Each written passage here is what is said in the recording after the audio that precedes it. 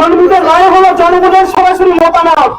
এই মতামতকে যদি অপেক্ষা করে আপনারা যদি জুলাই সনদ এখান থেকে যদি কিভাবে উৎখাত করতে চান, তাহলে জনগণ যেভাবে করে হাজিরাকে উৎখাত করছে আপনাদেরকে সেভাবে উৎখাত করে দিবে।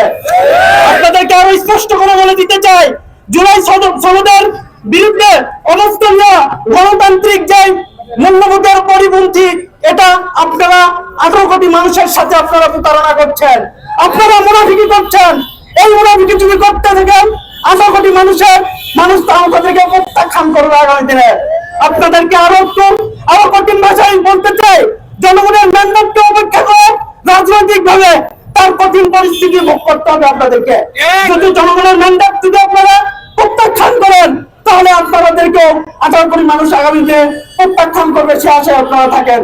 আপনারা আরো বলতে চাই, আজকে ছাত্র সমাজ, তরুণ সমাজ এবং সচেতন নাগরিক এই অন্যায়ের বিরুদ্ধে ঐক্যবদ্ধ থাকবে। আগামী দিনে 18 কোটি মানুষ আপনাদেরকে যেমনি ভাবে হাসিনাকে বিতাড়িত করেছে, আগামী দিনেও এই বিএনপি সরকারকেও কি করবে উৎখাত করার জন্য বাংলাদেশের 18 কোটি মানুষ সম্মুখ চেয়ে আছে।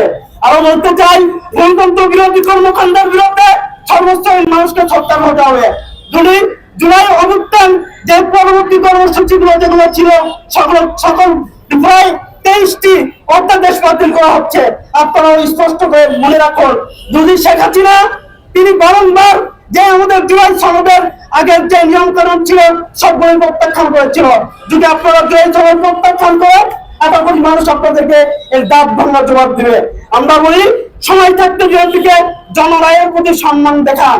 আপনারা যদি এই জনরায়ের সম্মান না দেখান, আগামী দিনে এই ছাত্র জনতা যেভাবে করে 5ই আগস্ট যেভাবে করে আপনাদেরকে হাসিনাকে প্রত্যাখ্যান করেছিল, আগামী দিনে বিএনপিকে চণ্ডীভাবে করবে।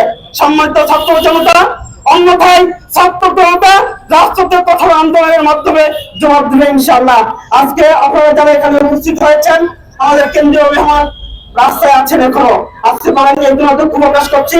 আর যারা এখানে এসেছেন, আগামী দিনে উদাত্ত আহ্বান রাখছে এই বলে যে যদি শেখ হাসিনার মতো বিএনপি যদি তেমনি ভাবে সেই পরীক্ষায় অবলম্বন করে, আগামী দিনে ইনশাআল্লাহ আমরা ছাত্র জনতার মাঠে থেকে ইনশাআল্লাহ আপনাদেরকে বিরত করবো, ইনশাআল্লাহ এখান থেকে আপনাদেরকে উৎখাত করবো, ইনশাআল্লাহ।